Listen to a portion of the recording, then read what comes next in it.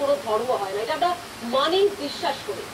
তবে সন্ত্রাসের হাতে ধর্ম যেভাবে ব্যবহার করা হচ্ছে বা ব্যবহার হচ্ছে, চোখ ফিরিয়েও তো রাখা যায় না। শিকার তো কোথাও না কোথাও করতেই হবে। আর এই শিকারটা কিভাবে করতে হবে, কারণ যেভাবে যুব সমাজকে কাজে লাগানো হচ্ছে, প্রশ্ন হচ্ছে তাহলে কি কোথাও না কোথাও বর্তমান সমাজ আদর্শহীনতায় ভুগছে, কোথাও না কোথাও নেতৃত্বহীনতায় ভুগছে এই সমাজ, আর তারই সুযোগ নিচ্ছে এই ধরনের কারবার যারা চালাচ্ছে তারা। কিন্তু কারা এরা, কিভাবে চলছে তাদের কারবার, কেন এত হিংসা, কেন এত নৃশংসতা, কেন এত বর্বরতা, আমরা উত্তর খোঁজার চেষ্টা করব। আমাদের সঙ্গে আজ যারা উপস্থিত রয়েছেন, আসুন এক এক করে আলাপ করে দিই।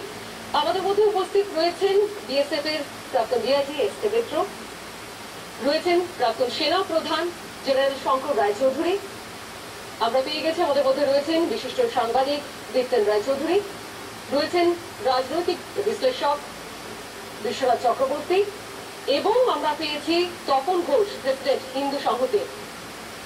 সুদেশনা দিও আমাদের মধ্যে রয়েছেন, ডিরেক্টর সুদেশনা রায়।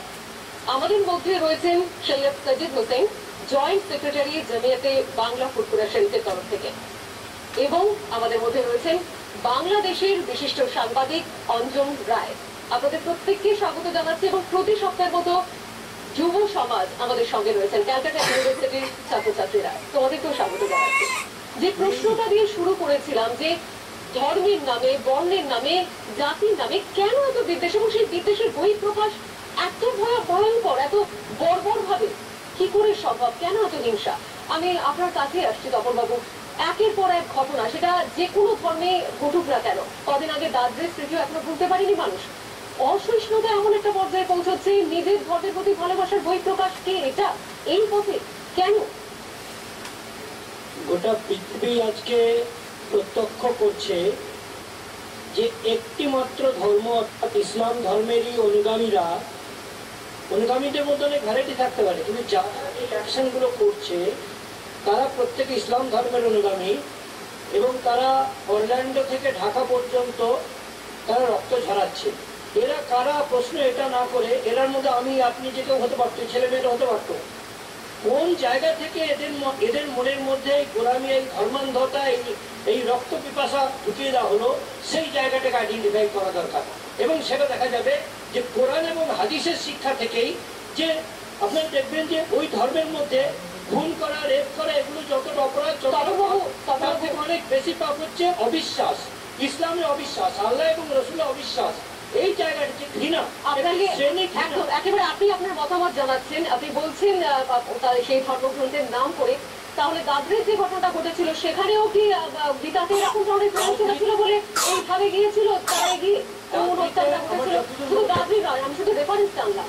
দাদ্রিতে আখলাক বলে একজনের হত্যা হয়েছিল, সে নাকি গোমাংস খেয়েছিল, এরকম কোনো অভিযোগে, বা তার নিজে গোমাংস, সেটা হচ্ছে একজনের এতে একটা ঘটনা দাদ্রিতে হলো। আর গোটা পৃথিবীব্যাপী ঘটনা, কিছু জেনারেলাইজেশন আর কিছু এক্সেপশন হয় কিনা আপনারাই চিন্তা করে দেখুন। যে 452টি হামলা ঘটেছে, উনি যেটা সুযোগ ব্যবহার করলেন বললেন, তার মধ্যে 450টি হামলায় ইসলামকে সামনে রেখে ঘটেছে। কোথাও না কোথাও আপনাদের মতো মানুষজন তাদেরকে ফেস করতে হচ্ছে, আপনারা কিভাবে ফেস করছেন সেটা বলুন। এই যে বক্তব্যটা প্রথমে রাখলেন যে সারা পৃথিবীতে যে অস্থিরতা তৈরি হয়েছে, মানুষ খুন করা, মানুষের প্রতি একটা অবিশ্বাস জন্মাচ্ছে, এবং তার ক্ষেত্রে নাকি বেশিরভাগ ক্ষেত্রে নেতৃত্বে তারা দিচ্ছে, তারা নিজেরা দাবি করছে যে আমরা ইসলাম ধর্মাবলম্বী মানুষ, যার পরিপ্রেক্ষিতে উনি বলার সুযোগ পেলেন যে যা কিছু ঘটছে এটা ওই শ্রেণীর মানুষ ঘটাচ্ছে যারা ইসলাম ধর্মে বিশ্বাসী। কিন্তু উনি এটা জানেন না, অনেকেই জানেন না, ইসলাম ধর্ম বলতে যেটা মানে বোঝায়, বা ইসলাম ধর্ম যারা মানে তাদেরকে মুসলিম বলা হয়, মুসলমান বলা হয়। আমি মুসলমানের একটা ছোট্ট সংজ্ঞা দিচ্ছি যে মুসলিম কাকে বলা হবে। মুসলিম ওদের কি বলা হয়, যারা বিশ্বের একমাত্র নিয়ন্ত্রতা আল্লাহকে আল্লাহ বলে মানে, এবং তার পাঠানো যে গ্রন্থ কোরআন শরীফ, তার নির্দেশিকাকে সম্পূর্ণভাবে নিজের জীবনে বাস্তবায়িত করে। কোরআনের নির্দেশিকা হচ্ছে যে তুমি মানুষ খুন করার, একটা পাপিকে খুন করা দূরের কথা, একটা পিঁপড়ে বলতে তুমি বিনা কারণে মারতে পারো না। কোরআনের নির্দেশিকা হচ্ছে ধর্ম পৃথিবীতে এসেছে ভালো মৌলানা মৌলবী পুরোহিত হওয়ার জন্য নয়, ভালো মানুষ হওয়ার জন্য। কোরআন পৃথিবীতে নির্দেশ দিচ্ছে যে তোমার প্রতি সহানুভূতিশীল হবে, তোমার সহমর্মিত হবে, তুমি মানুষের জন্য ভাববে। কোরআনের নির্দেশিকা হচ্ছে যে তুমি ওই সময় মুসলমানকে দাবি করবে যখন আর একটা মানুষকে তুমি মানুষ হিসাবে গ্রহণ করতে পারবে। কোরআনের নির্দেশিকা যদি এরা যদি সত্যিকারে মুসলিম হতো, তাহলে কোরআনের নির্দেশিকা মানলে তাহলে যে ঘটনাটা কদিন আগে ঢাকায় ঘটেছে এটা করতে পারতো না। কারণ সেখানে বলা হচ্ছে একটা অন্য পৃথিবীতে কোরআনে বলছে এরকম দুই রকম বলি আদি, তোমার ধর্ম তোমার কাছে, আমার ধর্ম আমার কাছে। কোরআন বলছে তুমি তোমার ধর্ম আচরণ করতে গিয়ে আর একটা অসুস্থ মানুষ যদি পাশে থাকে এমন ভাবে ধর্ম আচরণ করতে যেও না যাতে ওর কষ্ট পাবে। কোরআন হচ্ছে এত সহানুভূতিশীল, ইসলাম হচ্ছে এত সহানুভূতিশীল, কিন্তু সেই ধর্মকে যদি কেউ অন্যভাবে ব্যবহার করে, ঘটনা হচ্ছে যারা ব্যবহার করছে তাদের নামটা হচ্ছে মুসলিম নামের সঙ্গে মিলে যাচ্ছে, এই জন্য একটা জায়গা থেকে বলার সুযোগ পেয়ে যাচ্ছে।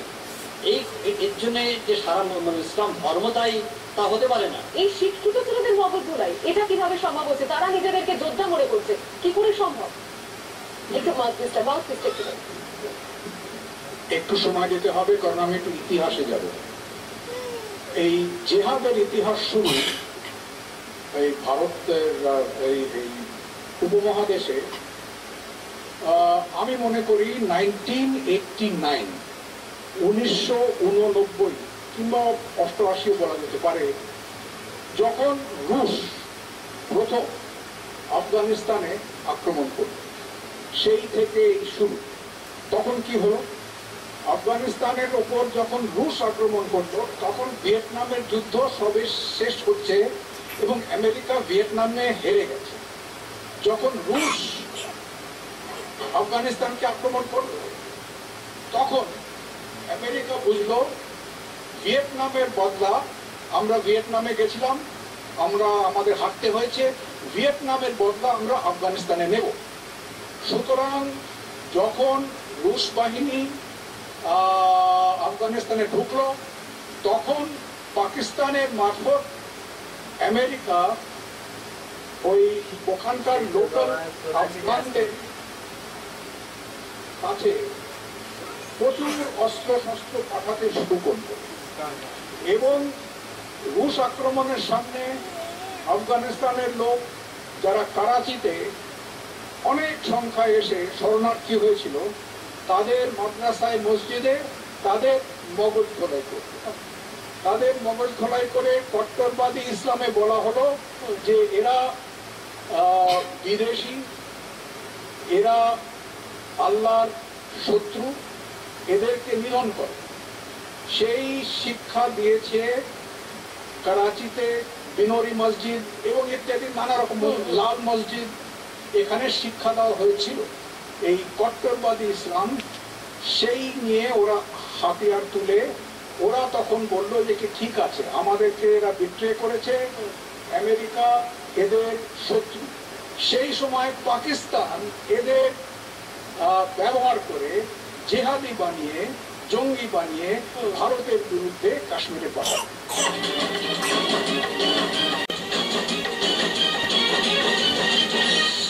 আমি সুদেশনা দিয়ে আজকে আমার মৌলানা সাহেবরা বসে আছেন, তারা হয়তো আমাকে মাফ করবেন।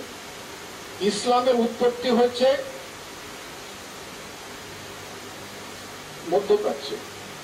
আমি ব্যক্তিগতভাবে মনে করি যে মধ্যপ্রাচ্যের ইসলাম, আমি বলছি আরবের ইসলাম, আফগানিস্তানের ইসলাম, পাকিস্তানের ইসলাম আর ভারতের ইসলামের মধ্যে তফাৎ আছে। এটা কেউ স্বীকার করেন না, কারণ ইসলাম খালি অবশ্য ওটার একটা গ্রন্থ আছে, গ্রন্থে লিখে দেওয়া গেছে যে প্রত্যেক মুসলমান এই করবে, মানছি। তা সত্ত্বেও প্রত্যেক দেশের একটা ছাপ পড়ে যায়। আমার ব্যক্তিগত মত হচ্ছে যে ইসলাম মক্কা মদিনা এবং সৌদি আরবিয়াতে আছে, যেটা হচ্ছে ইসলামের উৎস বলে মনে রাখা হয় এবং যেটাই কট্টরবাদের উৎস অলস। অনেক টাকা ঢেলেছে সৌদি আরবিয়া। এই যে আমরা কট্টরবাদের কথা বলছি, তার বেশিরভাগ যে অর্থ দিয়ে সাহায্য করা হয়েছে সৌদি আরবিয়া। আচ্ছা, সুতরাং আমি মনে করি যে ইসলাম বইয়ে লেখা আছে সৌদি আরবের সেটাকে একভাবে ইন্টারপ্রেট করা হয়, সেই ইসলামকেও মধ্যপ্রাচ্যে আরেকভাবে ইন্টারপ্রেট করা হয়, ইরানে সেটাকে অন্যভাবে ইন্টারপ্রেট করা হয়, এবং পাকিস্তানে আমাদের ভারতবর্ষের ইসলাম কিন্তু ভারতীয় একটা ছাপ পড়ে গেছে।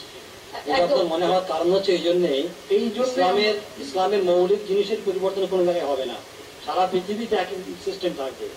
তারপর ইসলাম বলছে সময় কাল পাত্র অনুযায়ী তুমি চলো। আমাদের ভারতবর্ষে যে আবহাওয়া, যেটা আমি বলেন গণতন্ত্র, বিশ্বের বৃহত্তম গণতন্ত্র দেশ, ধর্মনিরপেক্ষ দেশ, এই ধর্মনিরপেক্ষতাকে মর্যাদা দেওয়ার জন্য, গণতন্ত্রকে আরো বেশি করে সুদৃঢ়করণ করার জন্য আমরা ইসলামকে সামনে রেখেই সময় কাল পাত্র অনুযায়ী ভারতবর্ষের মুসলমানরা চলছে বলেই এই ভারতবর্ষের আরো বেশি এগিয়ে যাচ্ছে। আমি যদি আজকের পুরো সন্ত্রাসবাদের দায় ইসলামের উপরে চাপিয়ে দিই, তাহলে আমাদের যে সতীদাহের কারণে যে নারীরা পুড়িয়ে মারা হয়েছে তাদের দায়কে আপনি হিন্দু ধর্মের উপরে দেবেন? খুব ভালো প্রশ্ন করেছেন। সতীদাহ কেন, আরো অনেক খারাপ কথা হিন্দু ধর্মে ছিল, কিন্তু পৃথিবীর হিন্দু ধর্ম, খ্রিস্টান ধর্ম, আমি উত্তর দিচ্ছি। পৃথিবীর সমস্ত ধর্ম নিজেকে রিফর্ম করেছে সময় অনুসারে। ইসলাম খুব স্ট্রংলি নিজেকে রিফর্ম করতে অস্বীকার করেছে। সমস্যা ইসলামে কি কি খারাপ আছে সেটা মেন সমস্যা নয়, সমস্যা যে তারা রিফিউজ করছে যে আমরা রিফর্ম করবো। আমি একটু এক মিনিটে উত্তর দিয়ে সবাই মার্জনা করবেন। সংকটটা হচ্ছে যখন এই ধরনের উগ্র বক্তব্যগুলো যায়, এই বক্তব্যগুলো কিন্তু যেমন জাকির নায়েকের বক্তব্য উস্কে দেয়, তেমন কিন্তু এই ধরনের বক্তব্য উস্কে দেয় যে একটি ধর্ম।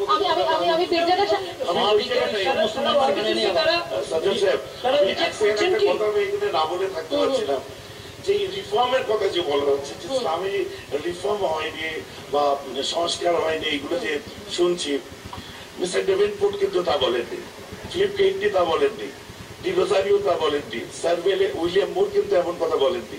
তারা সবসময় যখন বলেছেন, আমেরিকান বিখ্যাত লেখক তিনি অ্যাপোলজি ফর মোহাম্মদের মধ্যে লিখছেন, we must recognize that the state of Islam not owned by victorious soul but spared by the magical এক সেকেন্ড, ধর্মগুরুরা বলছেন বাংলাদেশে যে সময় বঙ্গভাই বার হয়েছিল, সাহেব জানবেন, একটাই পীর সাহেব সে সময় বাংলাদেশ থেকে পালিয়ে আসতে চায়নি, সেটা হলো ফুরফুরা শরীফের পীর সাহেব। কারণ আমরা গঠন করেছিলাম বাংলাদেশের সমাজের জন্য, আমরা লড়েছি, সেখানে বঙ্গভাই বার হবে, সেখানে জামাত ইসলামী রাত তাণ্ডব করবে, মহিলাদের নিচে মহিলাদের পিছনে থাকা যাবে না, অথচ সেই মহিলার আচল ধরে আমি সরকার বানিয়ে থাকবো সেখানে খালেদা জিয়া। এবং আমি সেই এখানে একটা জিনিস বলছি যে সতীদাহ নিয়ে কথা হলো, তো ধর্মগুরুরা কিন্তু সতীদাহ প্রথা সরাননি, সরিয়েছিলেন একজন মানুষ, রাজা রামমোহন রায়, যিনি ইংলিশ শিক্ষায় শিক্ষিত হওয়ার ফার্স্ট ইন্ডিয়ান, এবং তিনি এখানে এসে ধর্মগুরুদের বিরুদ্ধে গিয়ে এবং বিদেশি শক্তির সাহায্যে লড়াই করে আইন করে সতীদাহ। সুতরাং ধর্মগুরুরা বলে না, ধর্মগুরুরা নিজেদের শক্তি, সেটা যে কোনো আমি এসটিমিটার কাছে একটা বিষয় জানতে চাইছি, আপনার কাছে জানতে চাইছি যে যখন আমাদের কাঁটাতারের বেড়া নিয়ে অনেক প্রশ্ন ওঠে, এখনো আমাদের স্বাধীনতা 60 বছর পেরিয়ে যাওয়ার পরও সেটা সম্পূর্ণ হলো না, সেই কারণে সেই ফাঁক দিয়ে প্রচুর জঙ্গি ঢুকে আসছে, বাকি কাজগুলো তো চলছে, চলবেই, সেগুলো মনেই করে নেওয়া হয়, কিন্তু এই প্রকৃতিটাও তো চেঞ্জ হচ্ছে। এখন বলা হচ্ছে পাচারের মধ্যে সমস্ত কিছু চলছে, নেশার জিনিস পাচার চলছে, গরু পাচার চলছে, কিন্তু তার সত্ত্বেও আগে যেটা ধরা হতো জঙ্গিরাও ঢুকে পড়ছে, সেটা কিন্তু বদল ঘটেছে, তারা এখন ভিসা, বৈধ ভিসা, পাসপোর্ট নিয়ে তারা ঢুকছে। চাপাই নবাবগঞ্জ, আপনি তো সাংবাদিক, যেখান থেকে সবকিছুর উৎপত্তি হচ্ছে আজকের দিনে, লালগোলার অপোজিটে রাজশাহীতে হচ্ছে ড্রাগ স্মাগলিং, আর এদিকে হচ্ছে FICN, fake Indian currency note, যেটা চাপাই নবাবগঞ্জ থেকে আসছে আমাদের সীমান্তে, কালিয়াচক হোক, বৈষ্ণবনগর হোক, সুজাপুর হোক, মালদা বর্ডারটা, সেই জায়গাটায় ওই জিনিসটা হচ্ছে। দ্বিতীয়ত যেটা ফেক পাসপোর্ট, এখন বাংলাদেশে বোধহয় 2000-2500 টাকা পাওয়া যায়। আমি যখন ধরেছিলাম বহু বছর আগে, তখন 500 টাকা দিয়ে এসেছিল, মানে হিন্দুরা বলবো স্যার আমাদের পাসপোর্ট হতে দেরি হচ্ছে, তখন আমি ইন্টেলিজেন্সটা দেখতাম উত্তরবঙ্গে, তো তখন বললাম যে তাহলে তোমরা কোথা থেকে পেলে, বললো স্যার 500 টাকা দিলে পেয়ে গেছি। কিন্তু আপনার সামনে আমরা বলছি এটা ইস্যু হয়নি বাংলাদেশ সরকার থেকে। আপনারা যারা রয়েছেন, তার যারা ভালো চান, আরব থেকে 150 কোটি টাকা এসেছে শেখ হাসিনাকে হত্যা করার জন্য এদের মাধ্যমে, এটা আপনি নিশ্চয়ই জানেন।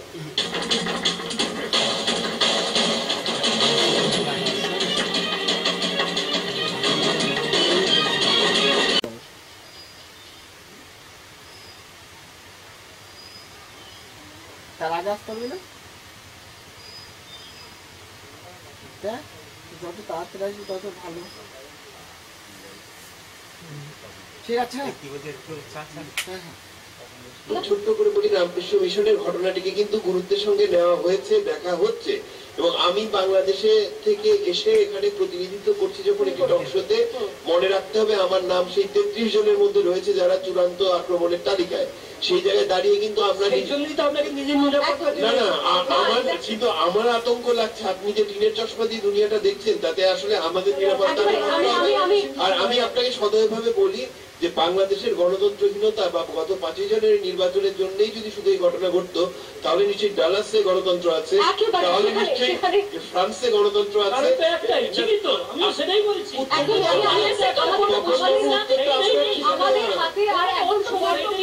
আসল কথাটা কেউ বললেন না, সেটা আমি কি ওয়ার্ড যেটা এখানে একদম উচ্চারণ করা হয়নি, যেটা আপনারা ভালো জানবেন, জেহাদ।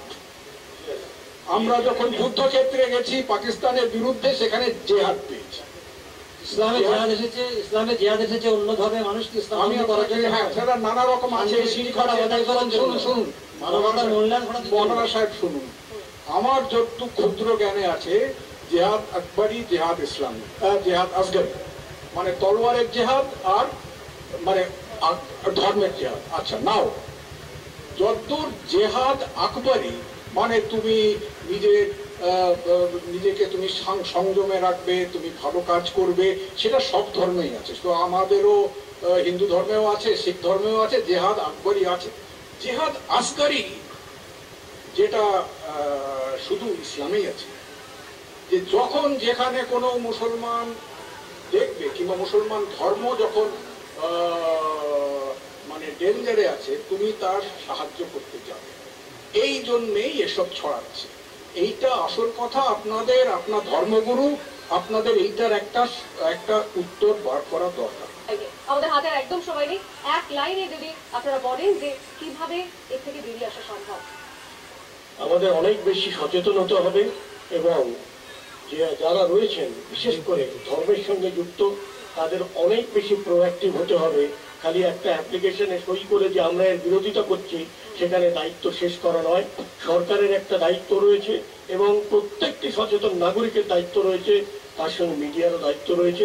আমি আশাবাদী এরকম ঝড় আসবে, ঝড়ের মধ্যেই নৌকো চালিয়ে আমরা পারের নিকট আমাদের ভারতবর্ষ, আমি বারবার বলছি, যিনি যে কথাটা বলা হয়েছে, আমরা একটা মজবুত শক্তির উপরে দাঁড়িয়ে আছি। এই শক্তিটা হয়তো আমাদের এই ধর্ম নিরপেক্ষতা এবং বিভিন্ন ভাষা, India offers unity in diversity, we will remain, we are there, and আমরা থাকবো যার জন্যে। পৃথিবীর সবচেয়ে মজবুত দেশগুলো এখন ভারতের দিকে ইস্ট লুকিং হচ্ছে। সুতরাং আমাদের সচেতন হতে হবে। তার অর্থ হলো complacency should never break us, that's the point. ছোট কথায় একটা বই ভালো করে পড়ুন, বাকি সব বই পড়ুন, ভারতের সংবিধানটা ভালো করে পড়ুন, তার ভিত্তিতে আমরা দাঁড়িয়ে আছি। আমি বলবো যে আমাদের ছেলেমেয়েরা তারা এই সন্ত্রাসের পথে কেন যাচ্ছে, সেইটার জন্য আমাদের দায়িত্ব রয়েছে, অর্থাৎ সমস্ত বাবা মায়েদের দায়িত্ব রয়েছে তাদের ছেলেমেয়েদের বোঝানো, এবং বিশেষ করে মুসলিম সম্প্রদায়ের বেশি দায়িত্ব রয়েছে, কারণ তাদের ছেলেমেয়েরা চলে যাচ্ছে, আমাদের ছেলেমেয়ে, তারাও তাদের নয়, আমাদের ছেলেমেয়েরা। কাজেই সেই বাবা মায়েরা তাদের দায়িত্ব পালন করুন এবং তাদের সঠিক শিক্ষা দিন, তাহলেই ঝোঁক বন্ধ হবে। আমি প্রথম থেকেই বলছি যে সন্ত্রাসবাদ আমার কাছে জাতীয় স্তরে এটা পলিটিক্যাল প্রজেক্ট, ন্যাশনাল ইন্টারন্যাশনাল স্তরেও আমার মনে হয়েছে এটা পলিটিক্যাল প্রজেক্ট। ফলে পলিটিক্যাল লিডারশিপকে কিন্তু এর সমাধান খুঁজতে হবে। বিশেষ করে ওয়েস্টের ইস্টের প্রতি যে ভাবনা বা ইস্টের ওয়েস্টের প্রতি যে ভাবনা, সেই ভাবনার মধ্যে একটা পরিবর্তন, গুণগত পরিবর্তন আনা দরকার। আর সামাজিক স্তরে বলবো শেষ কথা হতে পারে যত মত তত পথ, এই ভাবনাটাকে কিন্তু খুব দৃঢ়ভাবে প্রতিষ্ঠা করতে হবে। আমি মনে করি গোটা পৃথিবীতে শান্তি প্রতিষ্ঠা হবে যদি অমুসলিমরা মন দিয়ে ভক্তি ভরে এই কোরআন গ্রন্থটি পাঠ করেন। বিশেষ করে 3-28-8-12-9-5 বেশি বললাম না, 3-28-8-12-9-5 মানে প্রথমটা সূরা, দ্বিতীয়টা আয়াত। 3-28-8-12-9-5 9-5 বলা হয়েছে নিষিদ্ধ মাস অতিক্রান্ত হইলে যেখানে পাইবে মুশরিক অংশীবাদীদেরকে হত্যা করো। 3-28-8-12-9-5 এই তিনটা আয়াত এবং সূরা এবং এছাড়াও বাকি কোরআনটি পাঠ করলে বিশ্বের শান্তি প্রতিষ্ঠা হবে। এই জায়গায় কিন্তু কোরআনে এই কথা লিখা আছে যে লা তাকরাবু আমার মনে হয় এই জায়গায় আমার এখানে বিতর্কটা আমরা চাইছি না একেবারে। আমরা সুদেশাদির কাছে আসি, সুদেশাদির কাছে আসি, সুদেশাদি। আমার মনে হয় যারা ধর্মগুরু, যারা সংগঠন করেন ধর্ম নিয়ে, তারা যেন নিজেদের একটু সংযত করেন। কারণ আমাদের ছেলে মেয়েদের বাবা মারা যেরকম দেখাশোনা করবেন, বাবা মার আয়ত্তে তো সবসময় থাকে না, তারা অনেক সময় বিশেষ করে যারা খুব বিস্ফোরক কথা বলেন তাদের প্রতি আকৃষ্ট হন। এটা আমিও হয়েছি আমার ইউথে, আজকেও হচ্ছি।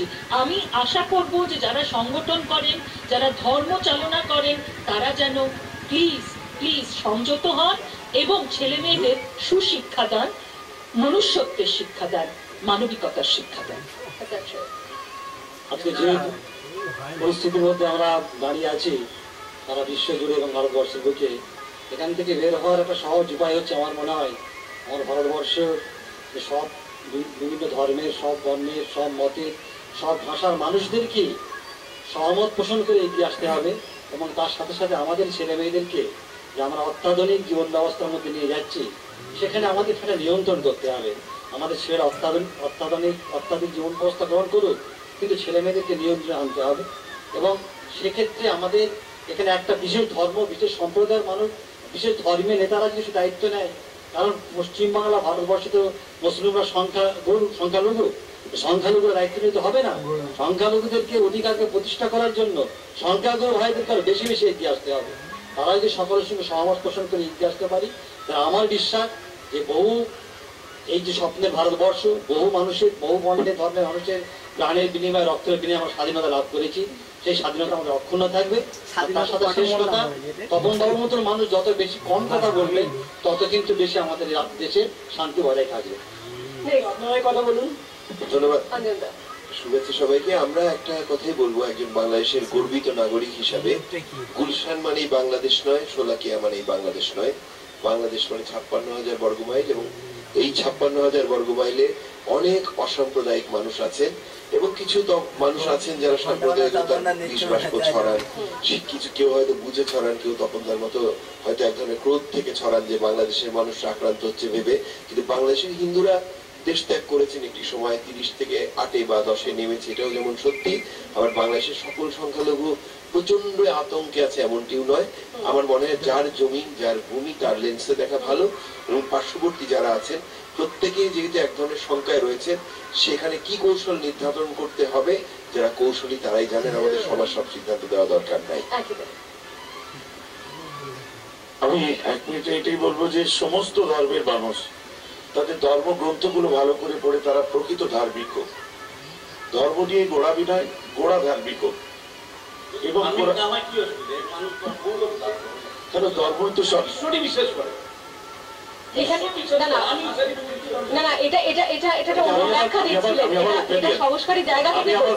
আমি আমার ওপিনিয়ন ঈশ্বরে বিশ্বাস করতে হবে কোনো মানে নেই। না না, উনি একটা অন্য, আমার মনে হয় উনি যে অর্থে বলেছেন, আমি আমার ওপিনিয়ন বলছি।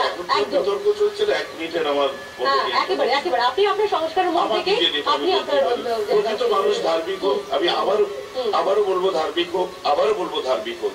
ধর্ম ভালোবাসা, ভাতৃত্বের শিক্ষা দেয়। বন্ধ হোক সন্ত্রাস, সেক্স ডিটারমিনেশন থেকে, কন্যাভ্রূণ থেকে আরম্ভ করে একদম আপনার লাদেন পর্যন্ত, আর মুজাফফরনগর থেকে আরম্ভ করে চতুর্দিক পর্যন্ত বন্ধ হয়ে যাক এই সন্ত্রাস। পড়ুন ভালো করে ধর্মগ্রন্থ, বুঝুন ধর্মকে, মানুষকে ভালোবাসতে। একদিকে চৈতন্যদেবের আদর্শ রাখুন, প্রফেট মোহাম্মদ রাখুন, ধর্মগুরুদের রাখুন, আমরা মানুষ তৈরি হতে পারবো। আপনাদের অসংখ্য ধন্যবাদ জানালাম এবং সঙ্গে আপনাদেরকেও, কারণ আমরা একটা বছর পথ পেরিয়ে এলাম আপনার ভয়েসে। আমরা প্রথম থেকেই চেষ্টা করেছি সেই সমস্ত বিষয়কে, হোক না বিতর্ক, কিন্তু সামনে আনতে, স্পষ্টভাবে সেই দায়িত্বকে স্বীকার করতে। মেনে নিতে এবং তার সঙ্গে মানিয়ে নিতে। আর যেটা একেবারে যার সঙ্গে মানিয়ে নিয়ে যাওয়া যায় না তাকে ফেলে দেওয়ার চেষ্টা করেছে। সেই চেষ্টাটা আমরা আজও চালিয়ে যাচ্ছি, 1 বছর ধরে চালিয়ে এসেছি, শুধুমাত্র আপনারা আমাদের পাশে ছিলেন বলে। এভাবেই পাশে থাকবেন এবং আজকের এই আলোচনা থেকে সকলের মতামত দিয়েছেন। অত্যন্ত সেন্সিটিভ ইস্যু, আপনারাও নিজেরাও বুঝতে পারছেন। শুধু এটুকুই নিউজ টাইমের তরফ থেকে বলতে চাই যে ধর্ম এসেছিল, ধর্মের উৎপত্তি হয়েছিল মানুষকে সংঘবদ্ধ করার জন্য, বিচ্ছিন্ন করার জন্য নয়। যে যার ধর্মে আস্থা রাখুন, অন্যকে শুধু একটু স্পেস দিন। এই অভ্যেসটা বোধহয় ছোটবেলা থেকেই গড়া সম্ভব। ছোটবেলা থেকেই পরের কথা শুনবার একটা অভ্যেস যদি তৈরি হয়, আমাদের মনে হয় বড় হলে এই অভ্যেসটাই অনেক কাজে দেবে। এখানেই শেষ করছি। আপনাদের অসংখ্য ধন্যবাদ এবং আবারও আপনার ভয়েসের নিউজ টাইমের দর্শকদের অসংখ্য ধন্যবাদ। এইভাবেই আমাদের পাশে থাকবেন। আমরা আরো অনেক ইস্যু যেগুলো সত্যি ছুঁয়ে যায়, যেগুলো নিয়ে হয়তো পথ পাওয়া যায় না, তবুও আমরা পথ খোঁজার চেষ্টা করব, কথা দিলাম।